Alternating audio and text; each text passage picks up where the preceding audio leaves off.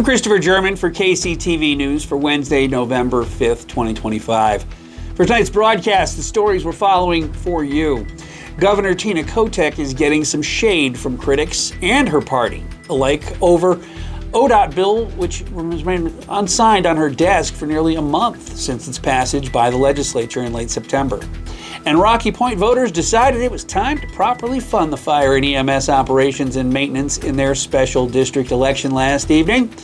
And showers could continue through Wednesday night, though the coverage of the rain is expected to lessen by the time Thursday morning runs around.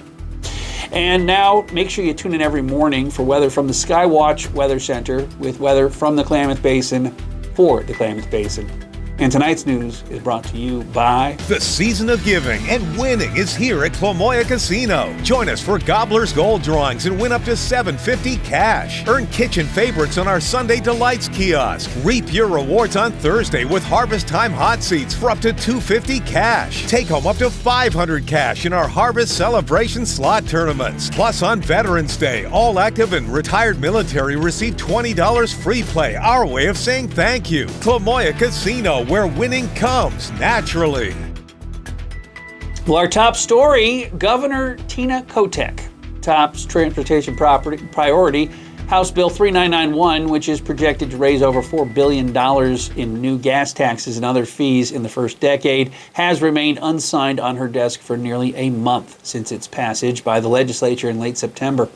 That's a problem for enemies of the measure, which will hike gas taxes and other transportation-related fees by more than $4 billion in its first decade. Each day that Kotek withholds her signature is a day that opponents cannot collect signatures to force a public vote on the tax hike a year from now. Kotek has until November 12th to sign the bill. Republicans who have vowed to put the tax increases before voters have until December 30th to amass roughly 78,000 signatures. No updates to share, a spokesman for Kotek said last week when asked about the governor's plans. Kotek previously told KCTV News she would sign the bill by the time I need to have it signed. Pressure is building. GOP lawmakers have insisted Kotek is standing in the way of the public process by trying to hamper their referendum petition. The campaign to fight the transportation taxes is touting polling data that suggests 86% of likely Oregon voters would sign a petition to ask voters to reject the new taxes, and 67% would vote to repeal them. I think it's a pretty outrageous, said Representative Ed Deal, who is helping lead the referendum campaign against Kotek's bill. I know that she views it to her political advantage, but it's not a good look. Even a couple of Democrats are weighing in. State Senators Janine Solman of Hillsborough and Jeff Golden of Ashland sent separate letters to Kotek on October 22nd, urging her to sign the bill. Observers across the political spectrum seem to agree that the purpose of the delay is to minimize the available time that opponents of the bill would have to gather signatures needed for ballot measure to repeal it, Golden wrote. If that's accurate, and I haven't heard any other interpretation, the strategy runs squarely against some of our core values as Democrats: open government, citizen empowerment, transparency. Solman, who like Golden is up for possible re-election next year, offered a similar take. She wrote to the governor that preserving the full opportunity for civic participation is essential to democratic governance. And I worry that waiting until the statutory deadline risks undermining public trust in that process.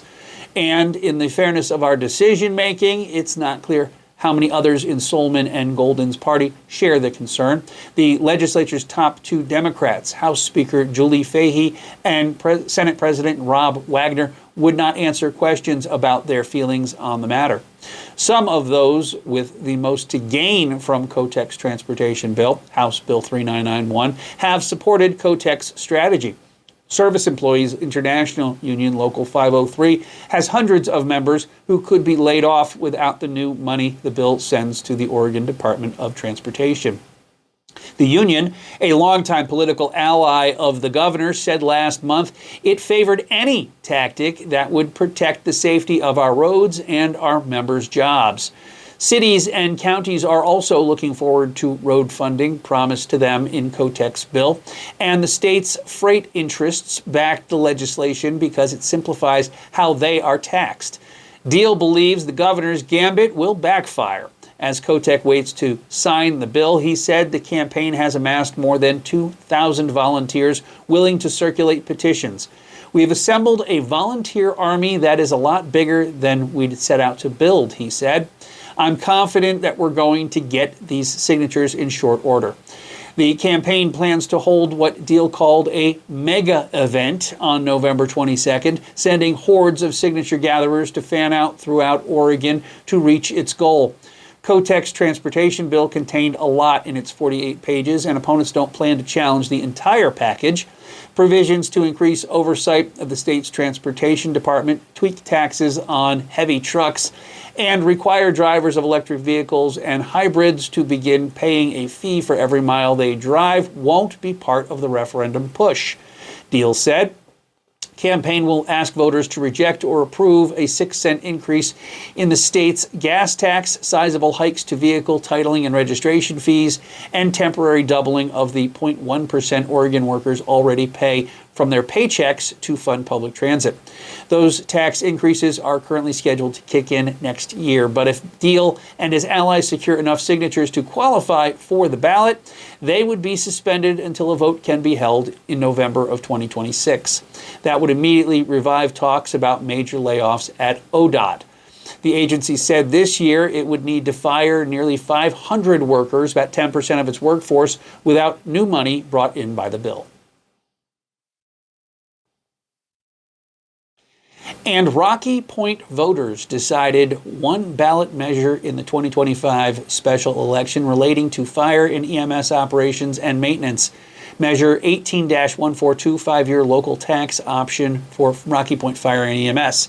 This measure would increase the taxes 82 cents per $1,000 for 5 years beginning fiscal year 2026-27, giving the district a budget of $105,410 for the fiscal year. Rocky Point Fire and EMS said they would allow them to maintain current service levels, including for emergency medical response. And voters approved that measure, 69.05% to 39.95%, or 58 yeas to 26 noes. This is the first time Rocky Point Fire and EMS District has sought this funding. Similar tax measures have been rejected twice before by narrow margins. Measure 18133 was voted down 9377 in May of 2024, and Measures 18140 was defeated 8680 in May of 2025. According to the measure notice, the district faces service reductions without these additional funds, as its permanent tax rate has not been increased since the early 1970s and is sufficient to maintain current service levels. The proposed tax increases is estimated to provide the district with a budget of $410,000 fiscal year, allowing its continued services, including emergency medical response.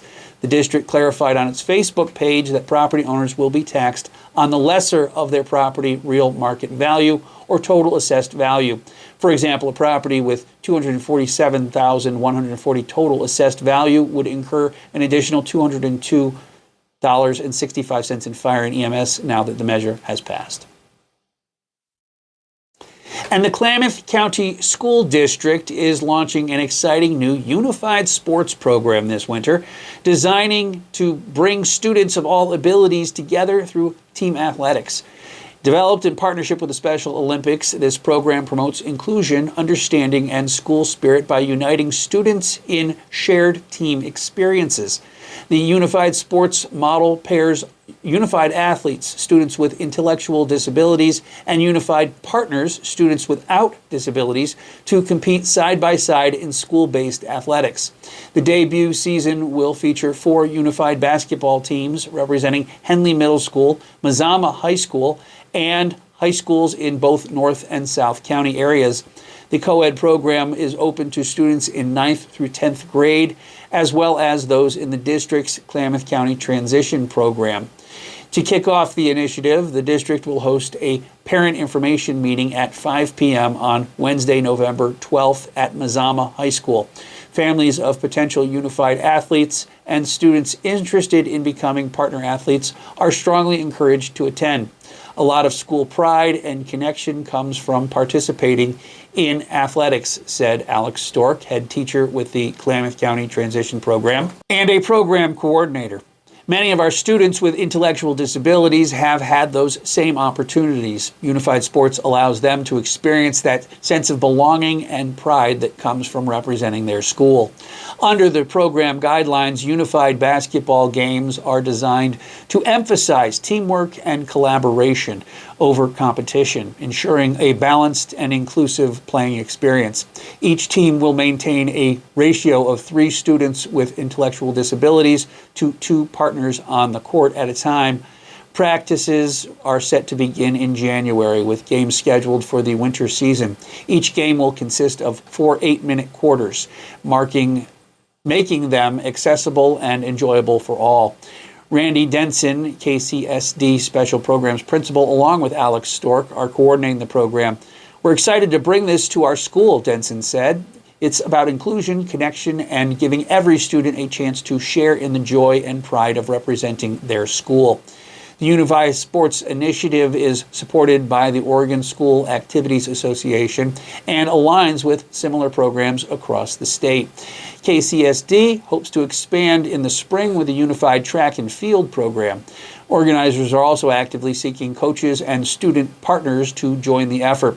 Partner athletes can earn community service hours or use their participation as part of senior projects. Those interested in participating, volunteering, coaching, or learning more about the program should contact Alex Stork at 541-891-0188. The district also asks interested individuals to fill out the KCSD Unified Sports Forum to express their interests, and you can find that at the KCTV website. And a lawsuit filed by a park visitor identified as Shannon, later named as Shannon Amber Shannon, against Aramark and its subsidiary Crater Lake Hospitality is in the early stages of litigation. The case was assigned to a U.S. magistrate judge on October 22, 2025. The lawsuit was filed in the U.S. District Court of Oregon on September 26, 2025, seeking over $2.2 million in damages for injuries sustained in a November 2023 slip and fall incident or on untreated ice, according to the suit. Shannon suffered permanent physical injury and impairment, disfigurement, emotional distress, and loss of enjoyment of life, including a fractured wrist, torn rotator cuff, and right shoulder tear. The case was assigned to a U.S. magistrate judge on October 22nd, which is standard procedure step for managing the pretrial process, including discovery and potentially mediation. There is no indication that the lawsuit has been settled or gone to trial. It's actively moving through the court system, and the lawsuit is part of a larger context where Aramark faced scrutiny for years of poor performance reviews and mismanagement issues at the park, which eventually led to the termination of their contract in February of 2024. And Klamath Falls has a very auspicious, quite a few very auspicious forefathers and foremothers. They were people who were determined to make this little town in the high desert one to be remembered.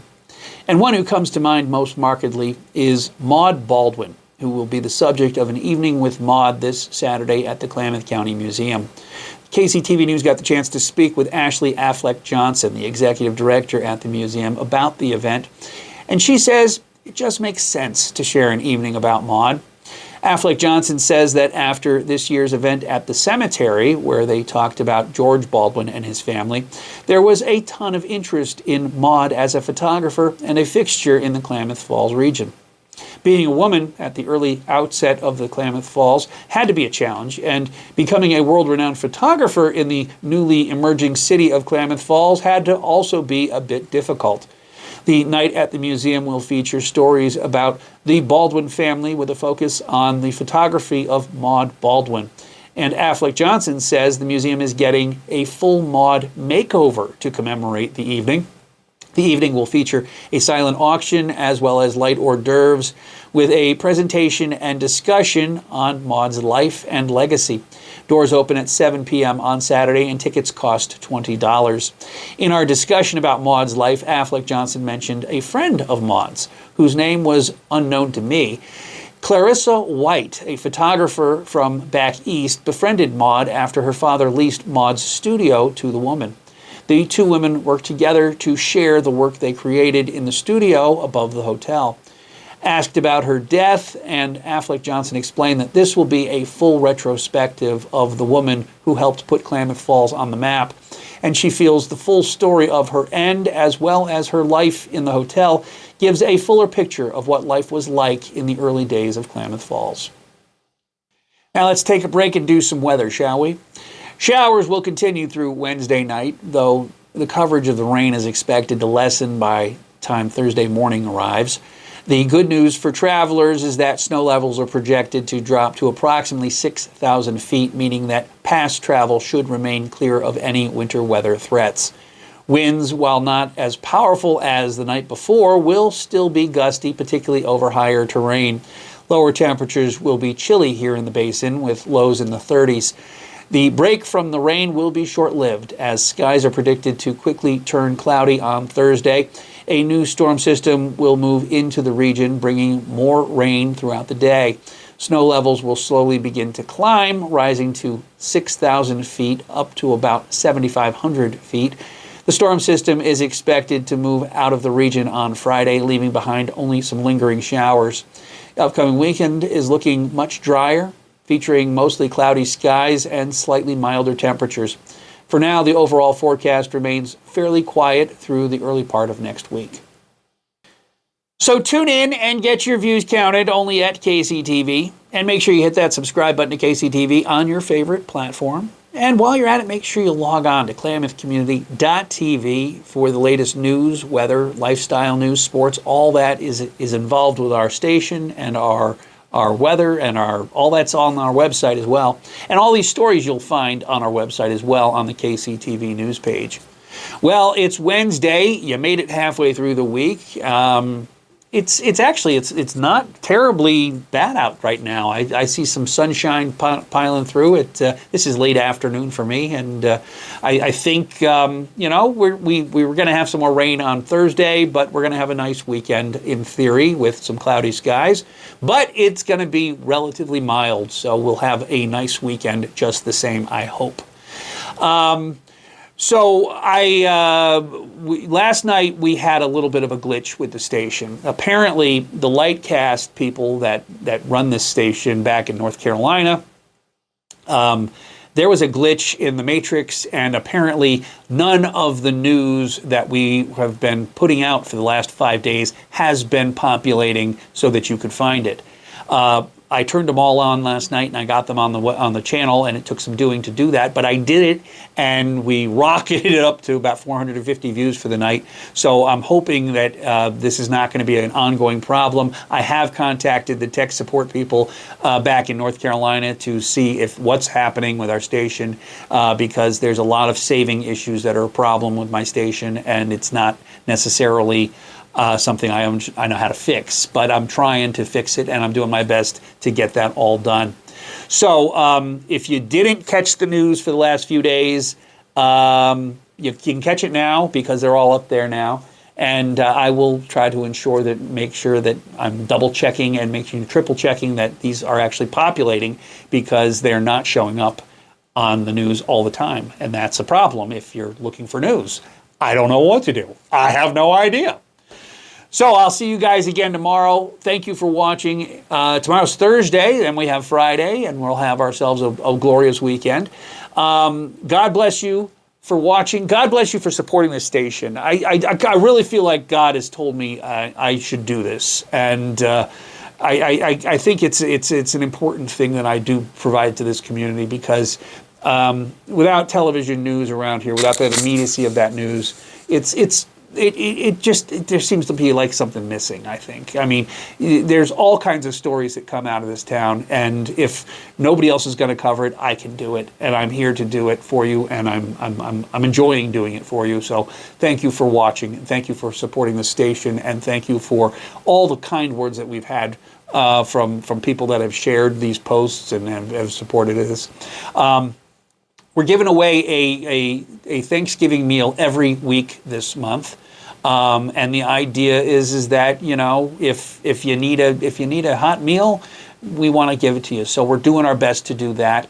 Lisa's doing that with the weather. She's going to determine the winners of everything it's coming down. So answer her, tell what you're thankful for on her weather post, and you will get entered in to win this Thanksgiving dinner, which is going to come from one of the major supermarkets around here. We've asked all of the major supermarkets to support this, and we'll see what happens. But that's what's going on.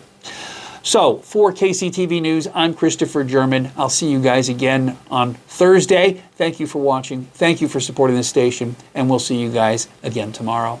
Good night. God bless you. Thanks for watching, and we'll see you guys again tomorrow.